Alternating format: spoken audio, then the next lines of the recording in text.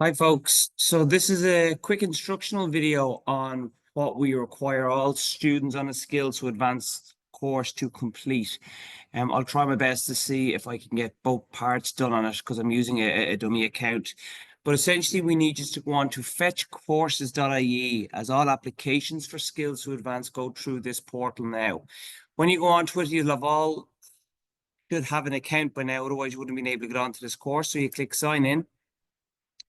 And then when you come to sign in, you're going to need to enter in your username, which is often your email address, and then the password which you had created.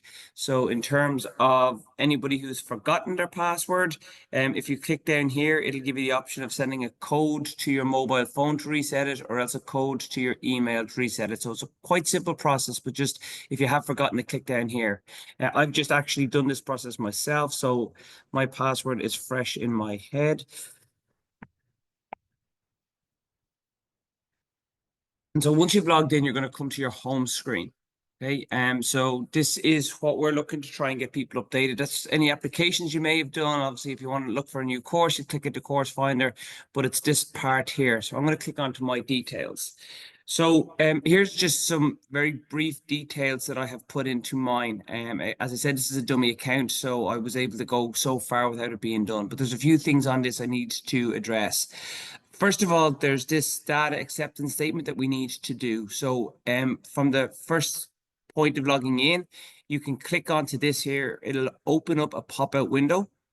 And then if you scroll to the very bottom of that and you click accept, that's one of the data statements just done and dusted. So after that, then it's a case of filling out the rest of the details on this page before we look at moving on to the next section if you haven't already done it. So I'm going to click edit up here in the top right-hand side. When I click edit, I can now begin to amend all these things. So I'm going to put in a new address.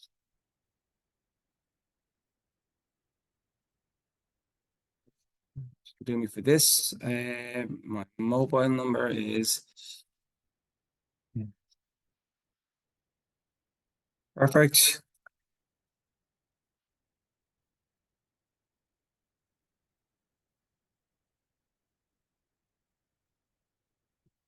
First, I will do the first of the first 1990. First of the first 1980. Yeah.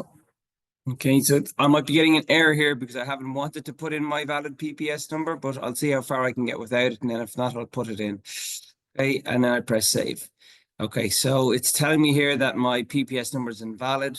Let's see if I can.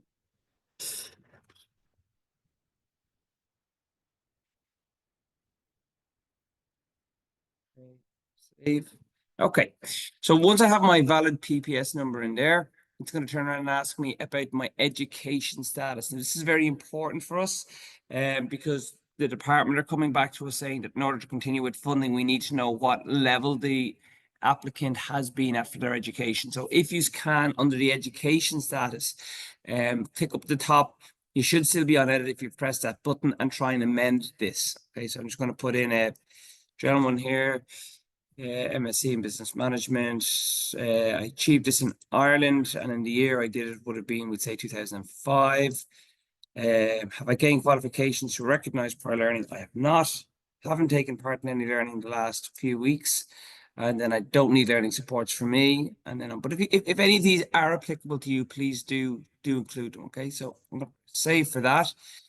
Now, my status is very important, okay, because an awful lot of people are ignoring this. And when our head office see that you haven't marked yourself as being employed, they're now going to look to actively remove you from a course. So under economic status, you must click employed. Remember, Skills to Advance is only for people who are currently in employment. So you must tick on that box. Once you have it, then you can start to fill in the rest of the details. I'm going to say that I started this employment in the job on the 1st of January of this year. And I don't need to fill in that part of it. And I may never have had a job before. So I might just leave it at that. And then if I press save, That's it being updated. Okay. So what you can see here now, there's an error between my PPS number and my date of birth, because obviously they're fictitious that I put in. So that's the only thing that's stopping me from moving on. But if you can update those two areas, your education background and then your my status, which will give the economic conditions, it'll be a big help for us just maintaining our records for the courses. Thank you very much.